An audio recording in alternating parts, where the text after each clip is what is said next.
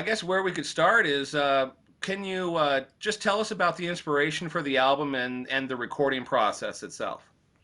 Um, yeah, gosh, there's lots of inspiration always, and every song is different. But in terms of the recording process, I got sort of found by this awesome friend and producer, musician, whose name is Tony Esterly. I was just playing at a gig, and he is the lead producer at Shock City Studios, and he said, "Hey, I want to do an album for you. Let's make this happen." And I was like, "What? I don't get it." And so he just said, "Yeah, no, I really believe in this. I want to see this happen. So like, let's do it."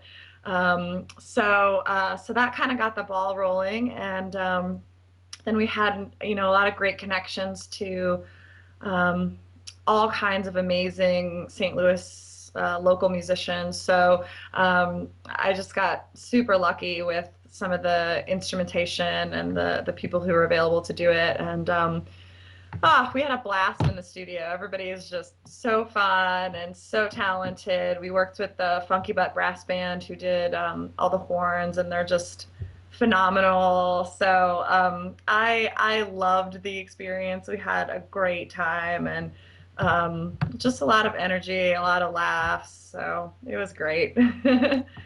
Yeah. Have you done any solo recording before this album? No, not like this. I've done a few demos here and there, like some small things. I did a couple of tracks at there's a small studio at Washington University. It's just like one big room, and little tiny things like that. But this is the first kind of full length album that we've done professionally at this level. So, yeah. Nice. So you just mentioned about the Funky Brass Band, and obviously we noticed their great arrangement that they had on your album. Can you just tell us a little bit more about that group and just kind of how you guys met and came about to do this album together? Yeah, well, I've been a fan of the Funky Butt Brass Band for a long time. They're sort of St. Louis staples around here. They play at all the great like blues and jazz bars downtown. And I've always just really loved them and respected them. And Tony Esterly actually is really good friends with the guys in the band. So when we started brainstorming about the ideas for the album, he was like, "Oh my gosh, this would be the perfect collaboration with the Funky Butt guys." And I know that, I know they'd be into it. We play all the time together. And so, yeah, so we just started chatting about it, and they were like, "Absolutely, let's make this happen." And it just sort of clicked. And from there, I don't know, the rest is history. Good, good. Yeah. Um, One thing we really, when we first started talking with you, you were talking about putting your album out on vinyl, and Yeah. that was something that is not a lot of independent artists do, because of it's a financial investment, and some people argue that there's not much of a market for it. Why was that so important to you to put it out on vinyl? I love listening to vinyl. Like I connect with music in a really sort of tangible way when I listen to vinyl, and so I really value the experience. I also feel like the sound quality is just so much better. You just get such a better sense of what music it would actually sound like if you were listening to it live. Um, so I just really liked it, and we were also kind of going for I wanted kind of that classic American soul feel, and that kind of tone and atmosphere just belongs on vinyl. Like it was made originally on vinyl. It's the way it should be made going forward, and so I really wanted to honor that. Um, but man, I gotta tell you, it is expensive. It was a lot to do, but I valued it so much that I was like, okay, we're gonna make this happen. So yeah, so we we went for it, which was good, and I will definitely keep doing it, even though there's challenges. So Awesome. Go ahead, yeah. So I was just curious about this. Is there any significance between the title of the album, Both and? yeah, there's always significance for me. um, Yeah, I think the the title just deals with the fact that, um, life is often a juxtaposition. Like there are multiple things that we feel and experience at the same time, and like that's part of being human. And like the song "Hate to Love You," where it's like, you make my heart flutter and I hate your guts all at the same time. There's kind of a lot of that, sentiment on the album, and I don't know. I think the title was just like, oh, my dog came to say hello. Um, the title just kind of captured that, like, oh, we experience lots of different things, and that's good, and that's human, and it's not an either or, it's a both and. Do you have any plans to go on tour or get out of the St. Louis area soon? I actually just did. We called it a mini Midwest tour. We were in Indianapolis and Chicago, which was really great. Um, And then, yeah, like I think I'm going to be playing a gig in Columbia, Missouri, kind of some local stuff as I can get out there. I'm just an independent artist, so, where I can find gigs that I can get gas money to, I take them. Sure. um, I did some, sorry, my hair is going crazy. I did some traveling this summer and worked with a band in Portugal actually, and they're wanting me to come back and do some, just like a couple few gigs there in Europe. So we'll see if that comes to pass or not. I'd really love to do it, so we'll see if it happens. But yeah, Okay. so Your album recently got picked up by a Japanese label. How yeah. did that come to be, or can you tell us more about that? I'm honestly not 100% sure how they found me. There's like so much of this is like serendipitous. Um, there is an artist in St. Louis named Brian Owens who works with them, and Tony Esterly, my producer, worked with Brian. And so there's a connection there, and they may have found out about me through that. And I think they're just always looking for kind of good soulful R&B type music. And I don't know, somehow they dug up my music and thought it was a good connection, and they just reached out to me and said, "Hey, are you interested in this?" So is So it out now in Japan then, or it's going to be re-released in Japan on December 8th. okay? So coming up. All Yeah. right. So is there plans to go to Japan and play some shows, or they haven't called you yet on that? I would love, love, love to do that. I think a lot of it depends on how the album goes, like, how it's received, and um, I think there's room for that discussion, and we'll see what happens. So, yeah, but I mean, it could happen. It's a possibility. So, yeah. We saw a new music video on your website. Yeah. When did that get? Did they shoot that in St. Louis or? Yeah, we shot it in St. Louis. It's all local scenes, which is really cool. Um, and it was kind of just to help promote this re-release in Japan, which is really great. They use the videos for their website and also to they distribute to Tower Records and other various record stores there.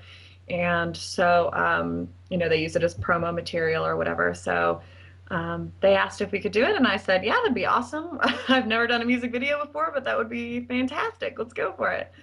Great. And a friend of mine is actually a really gifted visual artist and videographer, and he did all the recording and stuff. So, I yeah. see. One thing we always like to ask artists who we speak with. Obviously, our website is dedicated to physical music, independent record stores, and we always like to ask people, do you still visit record stores? Yeah, totally. I live in a really awesome part of town.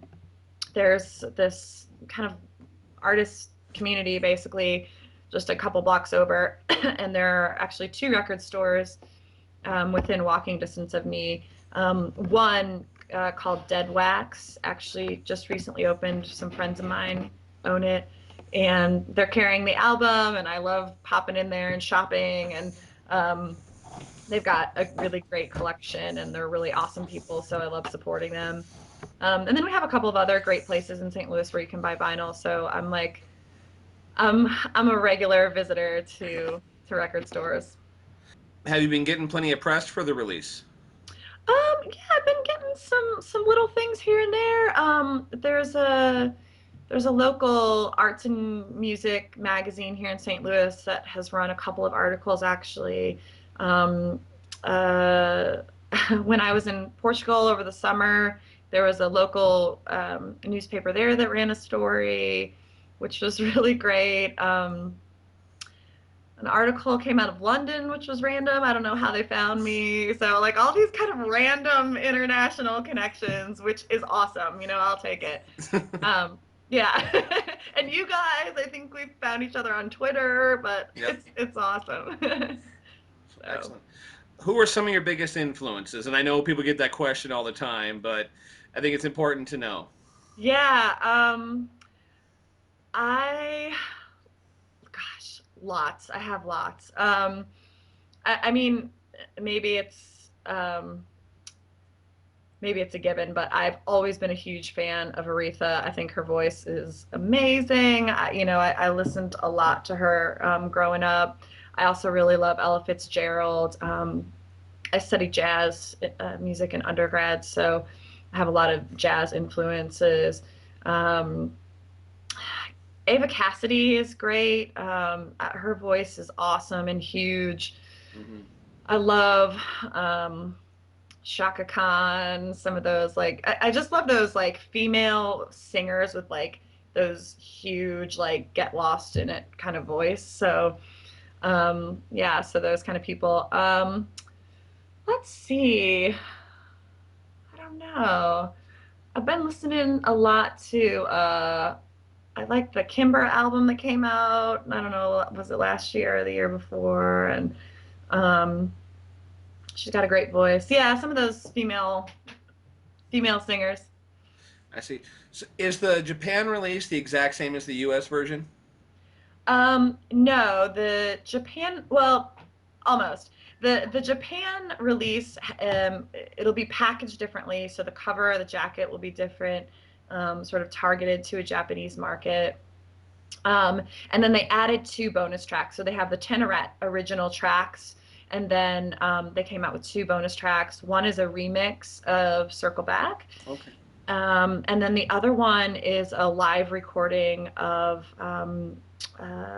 when I was in Portugal. Actually, over the summer, I just did a little gig. It's funny how another really random thing.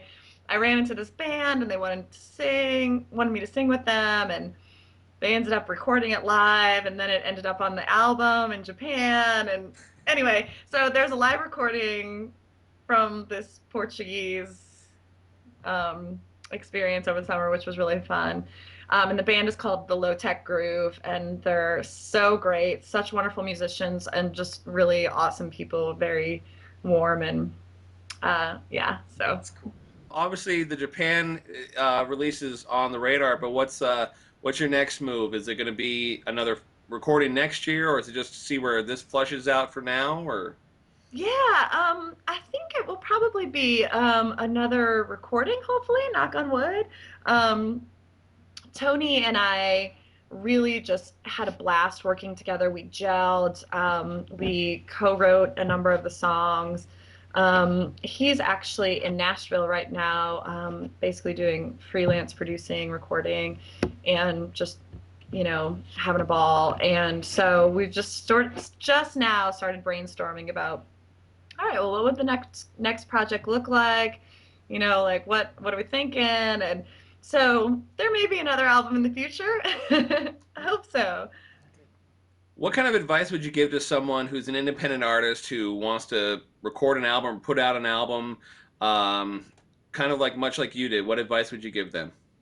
Uh, Man, do it because you love music. Do it because you feel passionate about, um, what music communicates and how it connects the human experience. Don't do it for the fame, don't do it for the money, don't do it for the recognition, because that whole thing is is fleeting and empty, and it's great if it comes, it's fine if it doesn't, but really the goal is like that connection through music and sharing that human experience. And um, it's a lot of work making it happen and getting your stuff out there. But I so much believe in that expression of, the heart and soul. And I just like light up when I get to sing and play. And so in the end, I have to like keep focused. Like that's what it's about. It's about the music, it's about that experience, and just kind of stay focused on that. And the rest comes, you just, Sure. every day is a new opportunity.